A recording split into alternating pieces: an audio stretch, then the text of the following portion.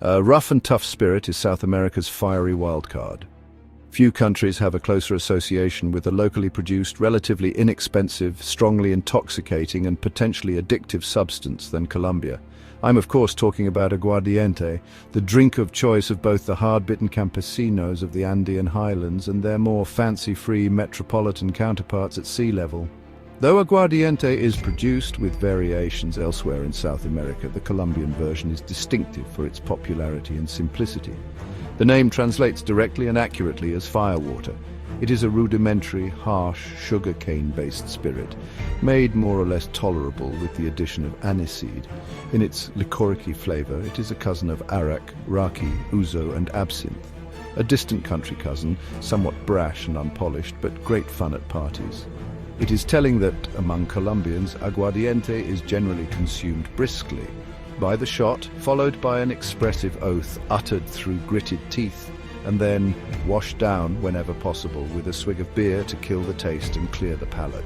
Colombian aguardiente is neither as subtle nor as flexible as cachaca, pisco, or other superior South American spirits. It remains, shall we say, more of a time and place kind of drink, and is surely none the worse for that.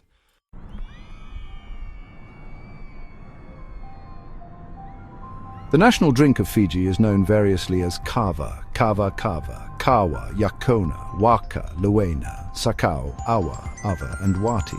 Fijians refer to it simply as grog. Grog is a fact of everyday life for practically all islanders old enough to raise the half shell of a coconut in which it is traditionally served to their lips without spilling the contents. Expecting visitors, christening a canoe, brokering a deal, or just plain thirsty, then bring on the half shells and let the grog flow. Kava is made from the root of Piper methysticum, a botanical cousin of the pepper tree. The root is sun-dried, pulverized into a powder and dissolved in water. Neither fermented nor distilled, it is not an alcoholic drink, not really grog at all. Rather, it is a psychoactive like LSD or ecstasy, but bear in mind that tea and coffee are psychoactives too, and kava occupies a position not very far from theirs at the relatively tame end of the spectrum. If you are after something that will rip the doors of perception off their hinges, you will have to look elsewhere. A sense of cheerful lethargy is the extent of the high, sometimes accompanied by a short-lived but not unpleasant numbness of the tongue, mouth and cheeks. Unfortunately, kava both looks and tastes like mud, which, in my opinion, puts it on a level with beer, though far below vintage champagne.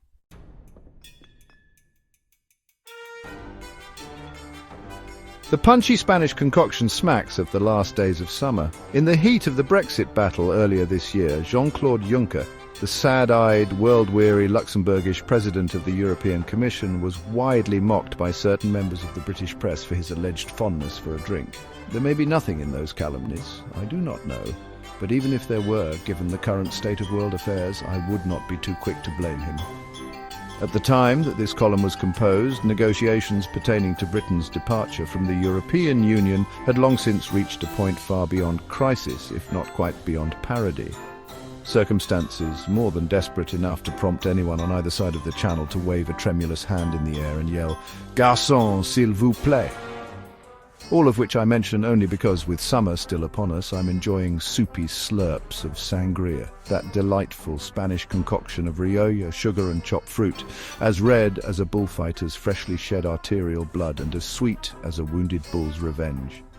Say what you will about the EU, but those Brussels-based pencil pushers make a drinks writer's life easier when they offer up such unimprovable definitions as the following, taken from EEC Council Regulation number 1601/91, which explains that sangria is a drink obtained from wine, aromatized with the addition of natural citrus fruit extracts or essences, with or without the juice of such fruit, and with the possible addition of spices, sweetened and with CO2 added, having an acquired alcoholic strength by volume of less than 12%. The drink may contain solid particles of citrus fruit pulp or peel, and its colour must come exclusively from the raw materials used. The description sangria may replace the description aromatized wine-based drink only where the drink is manufactured in Spain or Portugal.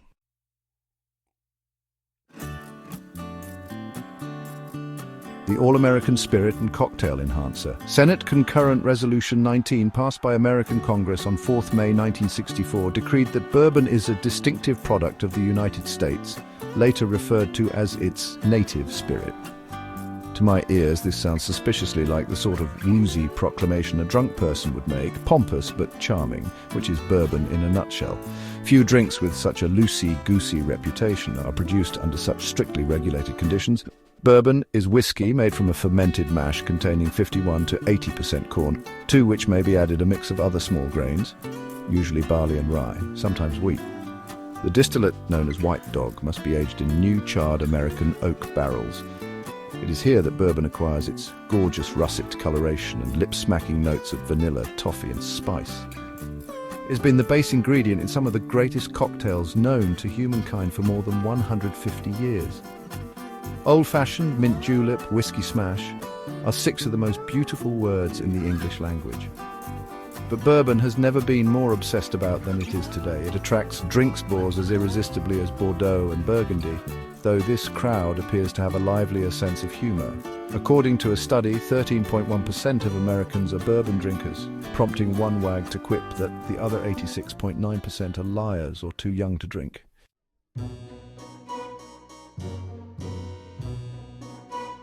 The tangy Goan spirit base for good times sundowners. Let's imagine for a moment that we're in one of those picturesque makeshift bars on the beach in Goa. Swaying palms, mellow yellow sand, rolling ocean and so forth. May I buy you a drink? Excellent. 2 uraks, please, barkeep, with lime, soda, a little sugar and plenty of ice. You take a swig, murmur approvingly. What's in it? There are several ways of answering this question. Urak is a spirit distilled from the fermented juice of the cashew apple, fragrant, fruity, slightly bitter. Goa, India's smallest state, was a Portuguese colony for 400 or so years. Cashews are part of the imperial legacy. There's a similar spirit called feni, basically the same thing as urak, only distilled twice rather than just once. It's a little stronger and something of an acquired taste. We'll go with urak for now. Another way of answering the question would be figuratively. What's in it? Nothing but sunshine and sea breezes? Well, you can say things like that when you're squiffy on the beach in Goa. A third answer would be philosophical. It's liquid sossegado. Liquid what? Sossegado. A Goan corruption of the Portuguese word sossegado, meaning quiet. But more nuanced and suggestive than that, and ultimately untranslatable. Laid back, chilled out, a state of being, a worldview, a philosophy. And you thought it was just a nice, cool drink.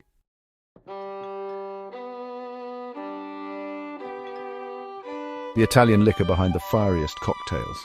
The name always makes me think of a Canadian with a lisp inquiring about a missing deer. I've lost a mooth. Hath anybody theen vermouth? In fact, it derives from the German word for wormwood, wermut, which computes, since vermouth is basically wine spiced up with botanicals, including wormwood, which provides the keynote in both its sweet and dry varieties. It originated in Turin in the 18th century, when the city was part of the Duchy of Savoy. It was, and indeed still can be, consumed on its own, though I view anyone who claims to enjoy it neat with suspicion. But it is indispensable as a cocktail ingredient. How fortunate for Martini, the world's preeminent vermouth producer, that it not only provides the X factor in, but also shares the name of the cocktail that many a wastrel will insist is the toppermost of the poppermost. Nonsense.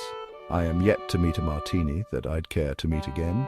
But if my feet were held to the fire and I had to name the greatest of all cocktails, I would probably, though not before my feet were singed, go for a Manhattan, which is, of course, made with vermouth.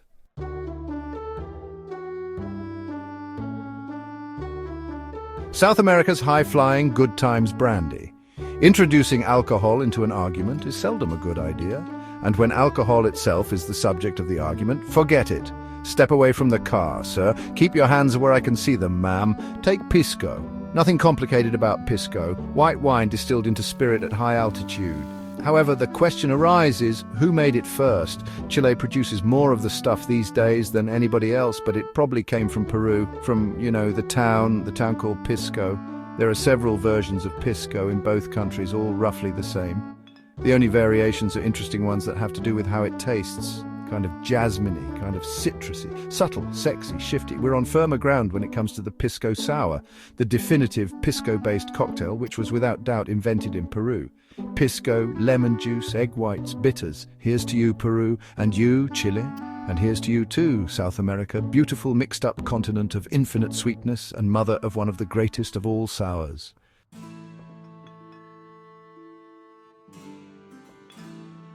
The herby French liqueur with an unholy kick. If you thought the notion of the secret recipe was a modern marketing wheeze, think again. Chartreuse, the recipe for which is a secret no less jealously guarded than those of Coca-Cola, was invented by reclusive but resourceful monks in the French Alps in 1084. Like Coke, Chartreuse has proved remarkably resistant to imitation. The monks insist that it contains no fewer than 130 botanical ingredients, more than enough to deter copycats.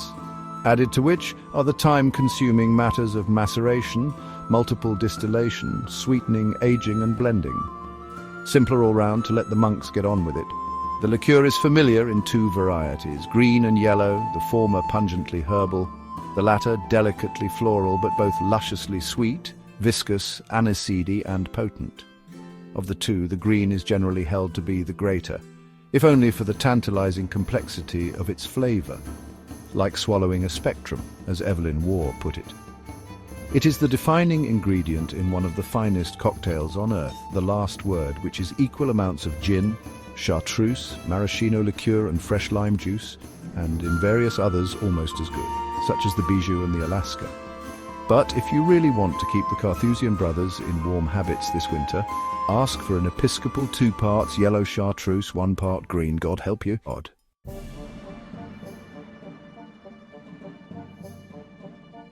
The Green Fairy from Switzerland. The Swiss canton of Neuchâtel is a peaceful, bucolic sort of place, famous for its mechanical watches. Yet it was here, oddly enough, that one of the most mythologized and demonized of all drinks was born: absinthe. The very name invokes art, poetry and the sublime, as well as madness, destitution and the grave. Something about absinthe tends to encourage reckless behavior. After a glass or two, French playwright Alfred Jarry liked to put on a top hat, cape and high heels and go out hunting grasshoppers with a revolver. Ernest Hemingway summed the drink's effects up with typical manly concision. Got tight last night on absinthe, did knife tricks. Its chemical X-factor comes from Artemisia absinthium, or wormwood, a herb that grows naturally in the hills around Neuchâtel. It bestows a pleasant aniseed flavor and vivid green color on distilled spirit. As a certain Dr. Pierre Ordinaire discovered in the late 18th century, wormwood, however, is a herb less ordinaire. It contains thujone, a neurotoxin and stimulant. This probably accounts for absinthe's speedball effect, the classic upper-downer combo beloved of so many highly strung creative types of the Belle Epoque. Banned in most countries by 1915, the Green Fairy eventually got her wings back thanks to new EU regulations. Today, about 200 brands of absinthe are available, making it possible once more to party like it's 1899.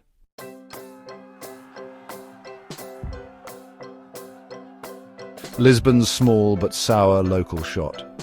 I like to think that a god of small things lives in Lisbon, blessing the city in countless delightful scaled-down ways. The minuscule shops, for instance, such as Luvaria Ulysses, which since 1925 has sold handmade gloves from premises measuring barely 4 feet by 4 feet, the toy-like trams, the tiny sublime custard tarts. And if I'm right about the Portuguese capital's presiding deity, then I'd hazard a guess and say that this particular god's drink has got to be ginginha, a type of cherry brandy. It's a simple liqueur made of sour morello cherries steeped in the spirit aguardente, sweetened with sugar and sometimes cinnamon. Though you'll find it elsewhere in the country, it's essentially a Lisbon thing. In smart bars and restaurants, it's served in a teeny chocolate cup, which you eat after you've drunk the liquid. It's great fun, but nowhere near as much fun as taking your ginginha the way it's surely intended to be taken, standing in the street outside a typically bijou hole-in-the-wall joint where the barman's ambition doesn't extend beyond delivering the little shot either with or without cherries in the glass. Something about ginginha encourages moderation, which may also please the god of small things. It's served in modest measures at limited expense, about £1 a toot, and has a taste that, while by no means unpleasant, leaves you with little inclination to drink more than one at a time.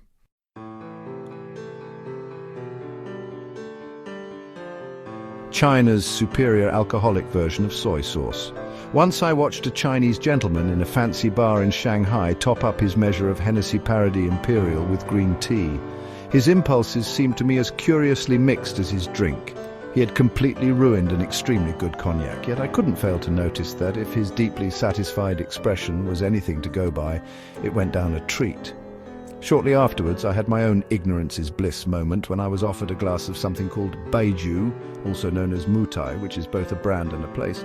I'd never heard of the stuff by either of its names. At least the cognac and green tea guy had heard of cognac, but what a discovery! Baijiu, which means white spirit, is made from sorghum grain and tastes like a superior kind of soy sauce. It was China's first alcoholic drink to be produced in significant quantities. Today it is one of the most popular spirits in the world. Chairman Mao declared it China's national spirit and the only one that Chinese diplomats were allowed to give away. In more recent times, it gained notoriety as the drink and bribe of choice among high-rolling party officials. Sales slowed dramatically after the government's recent anti-corruption crackdown, but something of a cult of baijiu-based cocktails has since taken hold. And it's absolutely delicious with cognac and green tea, I'm told.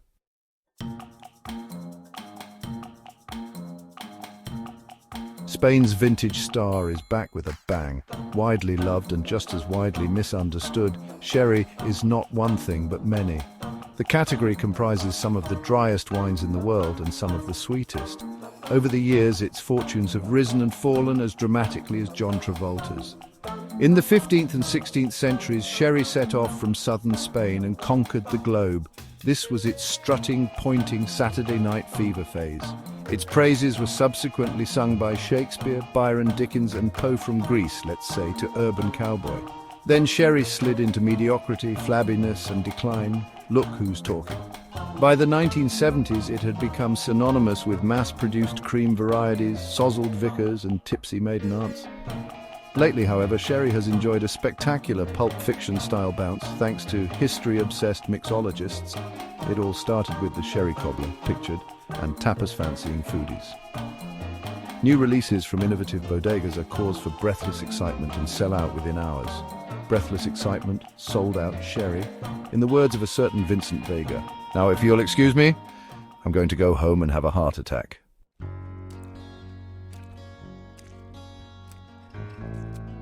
The classic spirit has been shaken up with many things, but coffee is still its perkiest partner. There's a terrific bar in Munich, Café Cosmos, where, among the space race memorabilia and vintage porn magazines, you'll find an unusual vending machine, a little glass case containing a Barbie-style doll called Vodkarella. She wears a short metallic dress and an astronaut's helmet, and when you put €1 in the slot, she shamelessly releases a stream of neat vodka into a plastic cup between her ankles. I first encountered Vodkarella 7 or 8 years ago. At that time, it took a gimmick of this kind to persuade me to part with money for vodka, which I thought dull and insipid. Since then, I've come to understand how wrong I was. I no longer need a retro-futuristic Teutonic figurine with a water sports kink to pique my interest in the drink. The best of it is glorious, light and grainy, or round and buttery, or zingy peppery bitey. Though ideally enjoyed freezing cold and straight up, vodka has subtleties which can also be brought to the fore through artful combination with other ingredients, liquid and solid.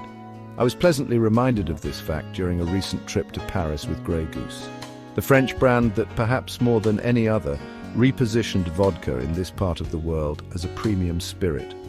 To this end, it has come up with a riff on the classic espresso martini, serving it with a trio of pastries specially created by hotshot chef Jan Mengi, and referring to the whole package as the Grey Goose Cake Gourmand, available at a number of restaurants in the city, including Matignon. The result? Thick, oily creamer on top, boozy, bittersweet acid and fruit below. A drink that imparts the luscious, bready quality of this wheat-based vodka and finds unlikely kinships with the more exotic notes of vanilla, pecan and yuzu in the gooey bitings. The cocktail is a no-brainer to make. The pastries are a different matter. Even if your local greengrocer stocks Madagascan spices and Japanese citrus fruits, it's almost certainly simpler to go to Paris. The espresso martini was invented by bar legend Dick Bradsell in the late 1980s when a young supermodel asked him to make her a drink that would wake me up, then fuck me up. Had fatten me up been part of the directive, then the Grey Goose Cape Gourmand would have been just the ticket.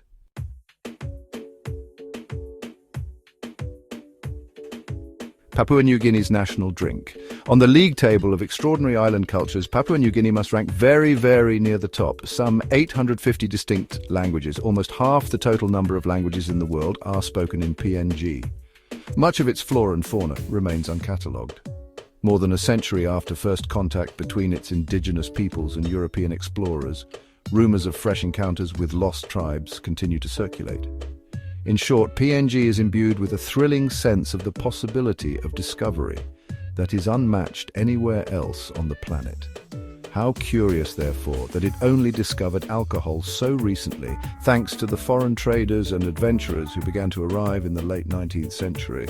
These days it's mostly beer, but if PNG has a national drink, it's jungle juice, a simple concoction made from fruit, bananas, our best sugar, and yeast. If the fermented juice is subsequently distilled, it's known as steam. Producers of steam grade it according to quality, though your correspondent failed to discern any significant differences during the furtive fieldwork he undertook in a shanty on the edge of Mount Hagen, a hard-scrabble mining town in the Western Highlands.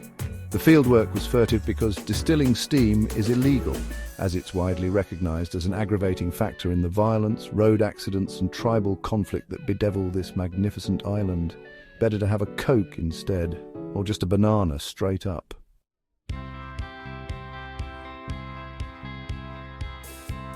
The alcoholic equivalent of an ice cream van.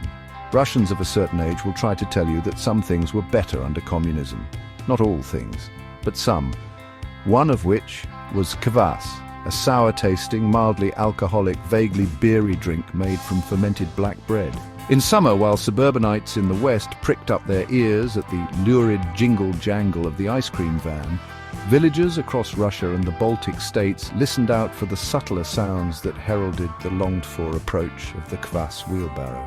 The bread would be soaked in water to which yeast and sugar were added and allowed to ferment for a few days. Sometimes other ingredients, dried fruit, berries, honey, mint, birch sap, whatever was to hand in the early spring, were added to perk up the mix. Carbonation occurred naturally.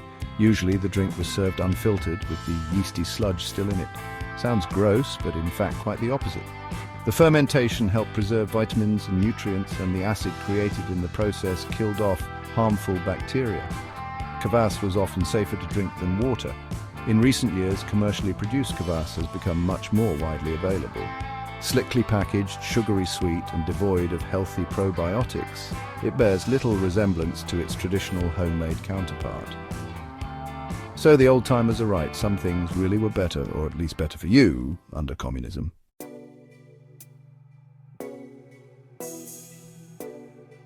This summer's poolside drink of choice, champagne over ice in big glasses, has long been a Côte d'Azur staple. They call it champagne à la piscine, swimming pool style.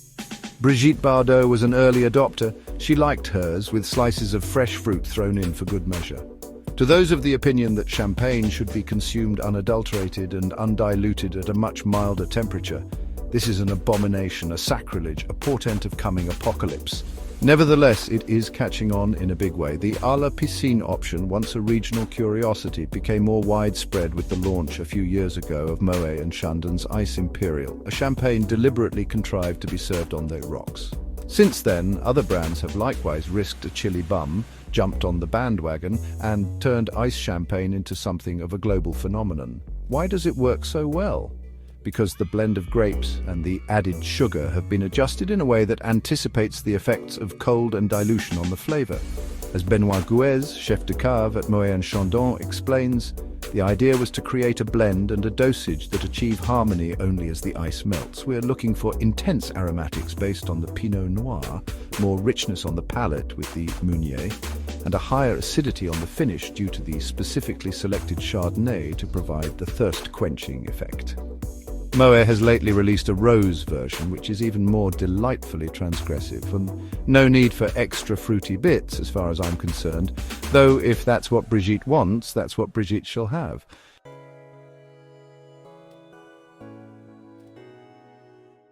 the Scottish spirit defined by its birthplace. Liquid sunshine.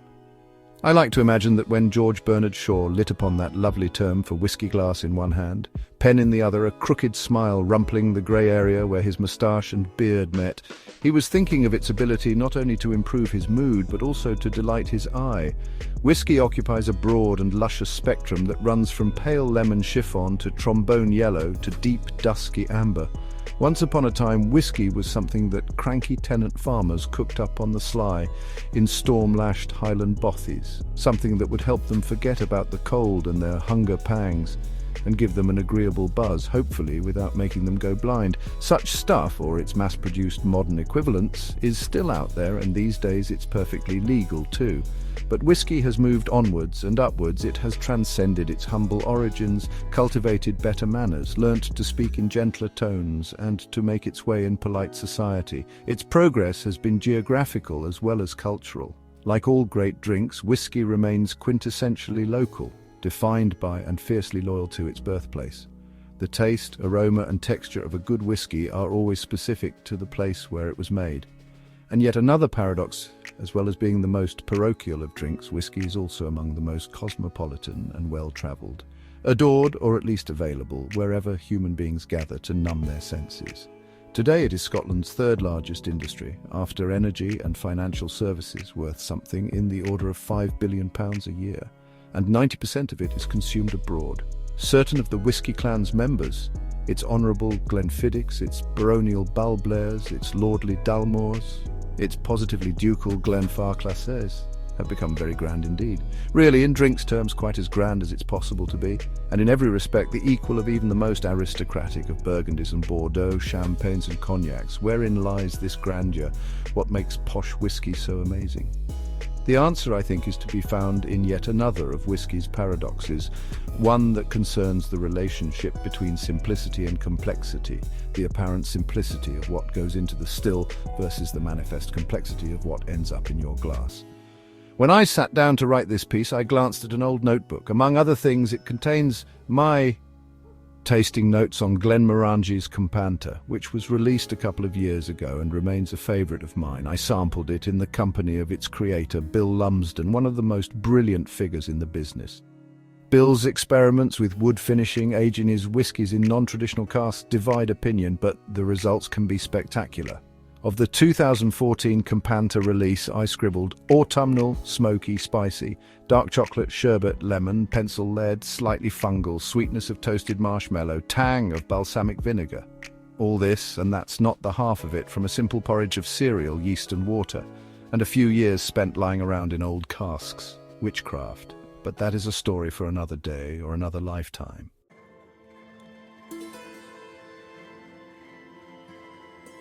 One of the oldest spirits in the world, originating in Sri Lanka. Toddy Tapper, possibly the coolest job title in the entire drinks business. This is the name given to those intrepid high-wire artistes who procure the raw ingredients of arak, Sri Lanka's national spirit. In the cool of the morning, they shin up to the tops of swaying coconut palms, where they chop buds from flower stems, moving nimbly from tree to tree by means of a tightrope. A sweet, milky goop oozes into the buckets, where it immediately starts to ferment. No additional catalyst is required. The heat of the day activates naturally occurring yeast, turning the liquid into a mildly alcoholic toddy in a matter of hours. This is in turn distilled and aged, or at least stored, in barrels made of indigenous Trincomalee wood. Arak is thought to be one of the oldest spirits in the world, predating whiskey, gin and rum. The method of its production has barely changed since Marco Polo witnessed it nearly 700 years ago. It's often confused with other similarly named drinks, such as the Batavia Arak of Indonesia and the aniseed-flavoured Arak of the Mediterranean. But Sri Lankan Arak is its own thing entirely. The worst of it is unpotable filth, heavily cut with neutral spirits, which dishonours the noble art of the toddy tapper. The best of it is soft, subtle and rum-like in character, with vanilla and floral notes that suggest a certain kinship with cognac.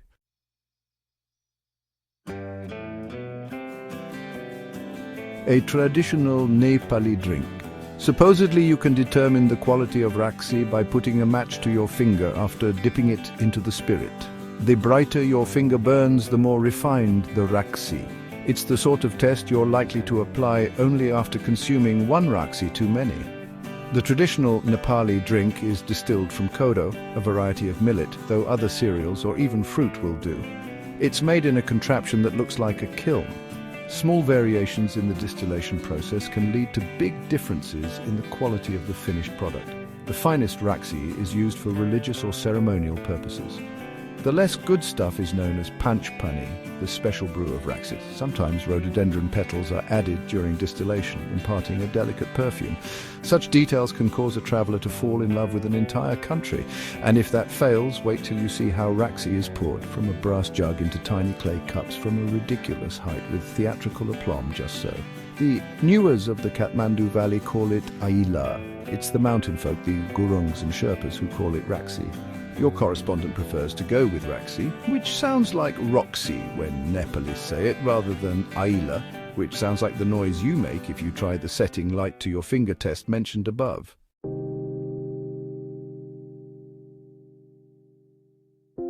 A Mexican mind-bender with spiritual side effects.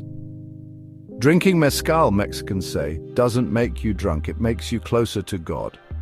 They also say that if you talk a load of rubbish while you're busy getting closer to God, or if you subsequently wake up with a thumping hangover, then you weren't taking your mezcal correctly. It was you who profaned the drink, not the other way around. A spiritual lesson to live by, my brothers and sisters. Mezcal is mostly produced in Oaxaca by rudimentary means in minute quantities. The hipster term for which, if you can bear it, is nano batches.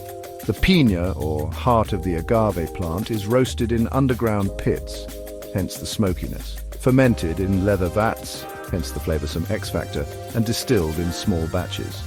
The result is a drink that is as complex and varied as the people who make it. Mezcal is not for the faint-hearted, but for those who dare to try it. It offers a unique and unforgettable experience.